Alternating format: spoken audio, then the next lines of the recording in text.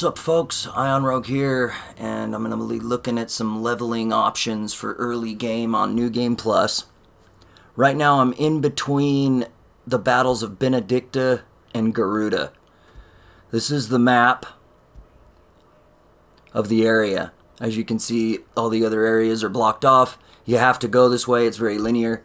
In this section, you're going to find a bunch of like mini Garudas that are supposedly supposed to be fragments of Benedicta's consciousness.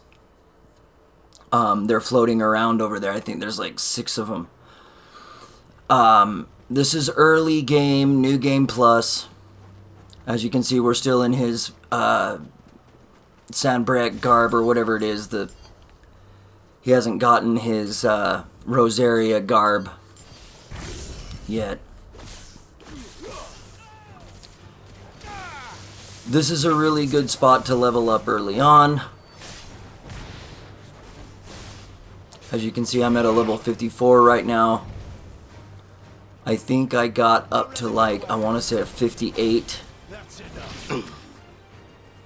here before continuing the story. If I remember correctly, this is like roughly 200k experience per run.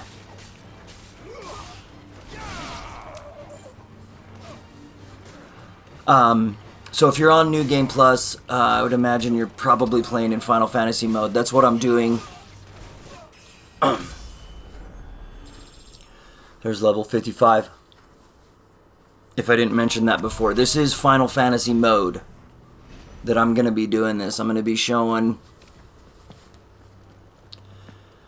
all the experience places I find for those of you that want to beat the game on Final Fantasy mode and haven't done so yet. So far for me, it hasn't really been too difficult as long as you level up. I'm going to throw some Final Fantasy mode boss battles and maybe even the hunts as I make my way through. But what I've been doing so far in the game is I've kind of been trying to gain at least 2 levels every time a new open area comes up. Up until the point that your hideout gets a facelift.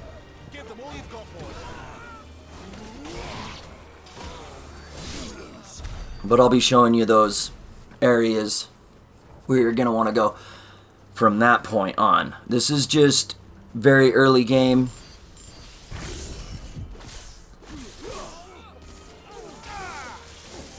All these enemies I'm fighting are before the bridge, before we go over to where the mini Garudas are. Right here on these people, these soldiers, I'm using Aerial Blast and the Blind Justice abilities kind of in conjunction with each other. I just thought it was kind of funny that they're floating around in the tornado and you're launching lightning bolts at them. It's a fun one to put together.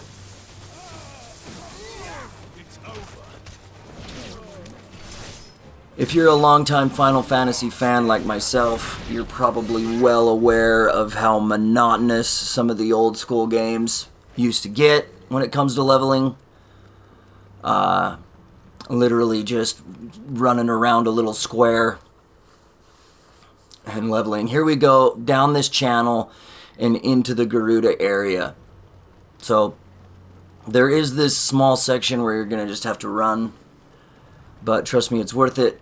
This early on in the game, 200k per run is a pretty decent amount of experience. Like I said, I think I went from 54 to 58 before I actually went and fought Garuda. I think I have the footage for that boss battle, so if I do, I'll post it up.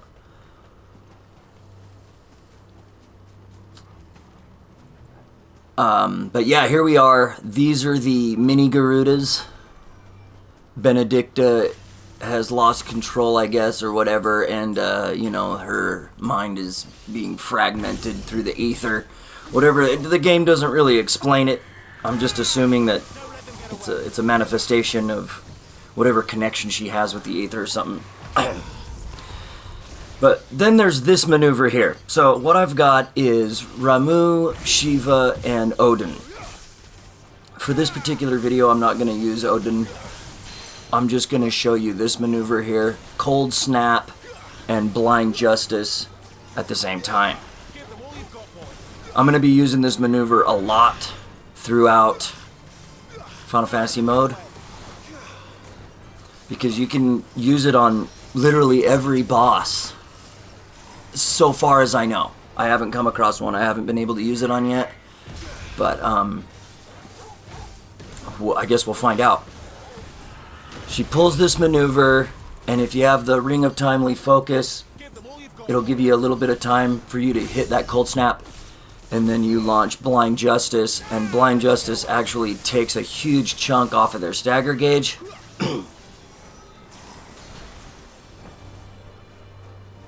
You want to try to get it to where the next time you do it, Blind Justice is going to be the mechanism that takes them down into a stagger. You're going to see that right here. Boom.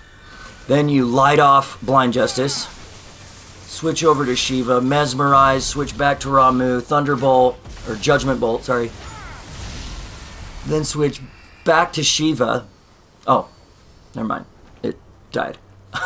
You can switch back to Shiva and do Diamond Dust, and by the time that happens, Mesmerize will be charged up again, and you can launch another Mesmerize. You're going to see me do that.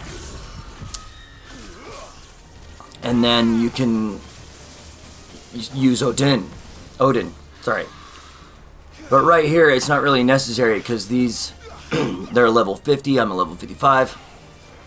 I'm basically like 5 levels above the story, I'm presuming, being that they're a level 50. But yeah, there's your Cold Snap. You switch to Ramuh immediately, use Blind Justice, and Blind Justice just eats away at that stagger bar. Especially if you're launching your blast magic and using Toggle. You know, so with that in mind, I do have the, I can't remember what it's called right at the moment. I'll put it in the description or something later. There's an accessory that increases your will magic damage, like marksman accessory or something. I have that equipped right now. I also have equipped the Heavens and Fortune, I want to say, increasing my experience gains. And that's left over from my previous game save. So right now my experience gains are, I think, enhanced by like 20% or something like that. 15% or something like that. Yeah, I think it's 15%. So yeah, 15% Heavens and Fortune, I believe, is the on Heavens and Fortune or something like that is what it's called. I'll show it here in just a minute after we're done with these Garudas. But so I've got Ring of Timely Focus, on Heavens and Fortune, and the Marksmanship accessory that increases will damage of magic. Later on in the game, you're going to have the opportunity to purchase more of the Heavens and Fortune accessory.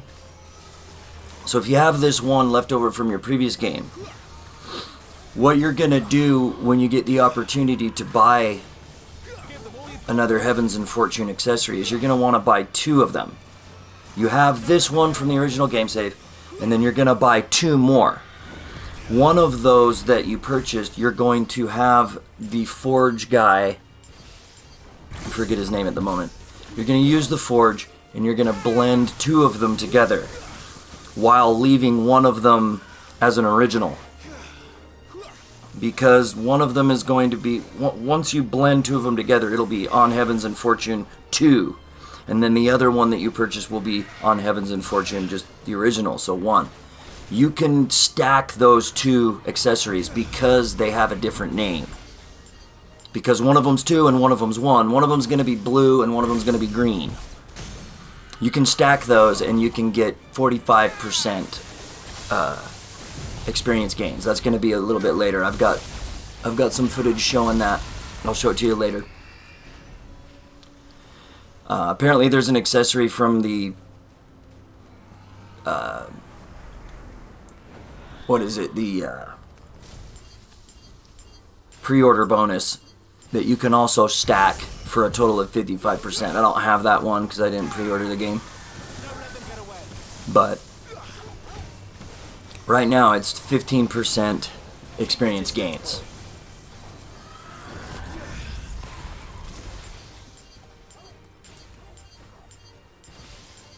And as I said before, these runs, it's about 200k experience per run here.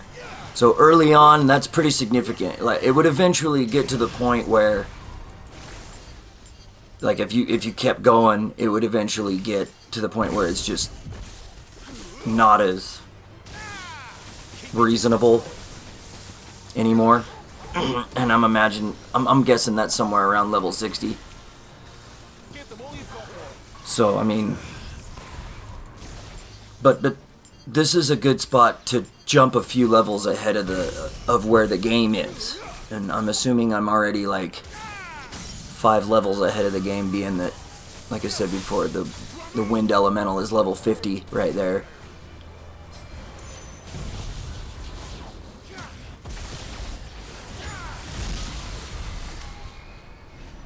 So now my attacks are defeating the wind elemental. When I first started doing this, I was going all the way through Judgment Bolt, or actually, sorry, I was going all the way through Mesmerize, then to Judgment Bolt, then Diamond Dust, and Mesmerize again. But now I'm destroying it pretty early on, so I'm not going through the full cycle of my spells during the stagger as I was before. So we're definitely gaining strength here. Don't let them get away.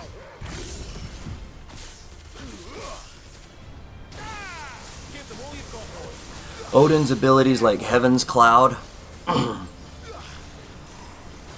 and what's the other one? Dancing Steel. They also take chunks off the stagger gauge if you use them at the right time. I'll be showing that. I've got a couple other leveling videos I'm going to post. I'll be showing that.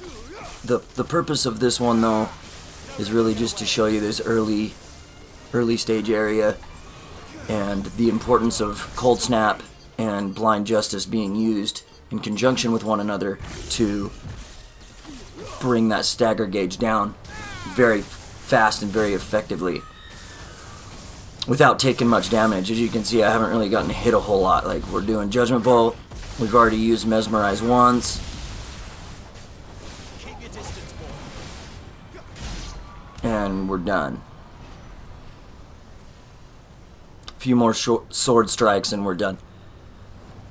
So, yeah, there's either 6 or 8 of these. I never really counted. It's like they're kind of scattered throughout this area. But they only show up here in this point of the game. Later on, when you come back here, there's no wind elementals, obviously, because you've already completed that section of the story. So I just saw it as an opportunity to gain experience on these lower 50 levels. If you gained all the way up to a level 50 before you fought the boss in your original playthrough, then you should be in the 50s by the time you get here.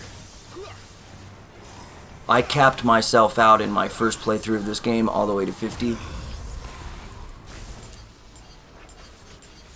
Because I wanted to take down all the hunts and get the trophy for completing all the hunts. So I was doing a lot of leveling in my original playthrough, so. But as I was saying before about old school Final Fantasy games, if you're a fan as long time as I am, then you probably know what leveling was like back in the day, when you would just run around a little area, a little square, 16-bit section of a map until you were leveled up. I mean, it would take hours and hours and hours. I'm assuming that that's kind of what they're trying to incorporate here, because I think every time you level up, I've noticed it's somewhere in the ballpark of like 300k experience added to gain your next level, which is pretty significant, because I think right now I'm like at 68, and it's like 2,300,000 to get to 69. So it's beating the game on Final Fantasy mode. I'm guessing would be easier if you were at a level 100 by the time you got to the main boss. Skill wise, I don't think that's necessary, but I'm just gonna do it because my experience with Final Fantasy games is that, if you're capped out by the time you get to the end boss, it's probably gonna be easier. It's gonna be less stressful. It's gonna be less less challenging to a degree to where, you'll at least not get frustrated, and you definitely, hopefully, won't get stuck on the main boss because you don't have enough power to take him down. So that's where I'm at, guys. I know this video is kind of long, but it's showing you exactly where I went to gain levels before I fought Garuda. Plus, you're gaining all these flawless clouded eye. That's another thing. Sell all the stuff. Well, not all of it, but you can sell some of the stuff. So here we go. Here's what I got. All this is from the previous game. We've got the Ring of the Marksman. There you go. That's what's called. On Fortune in the Heavens, and the Ring of Timely Focus. So, Odin, Shiva, Ramu with the aerial blast, and that's what I'm using. So you just keep going back and forth from this area back over to that crystal. All right, thanks for watching, guys. I hope this helps you out, and I'm Rogue out.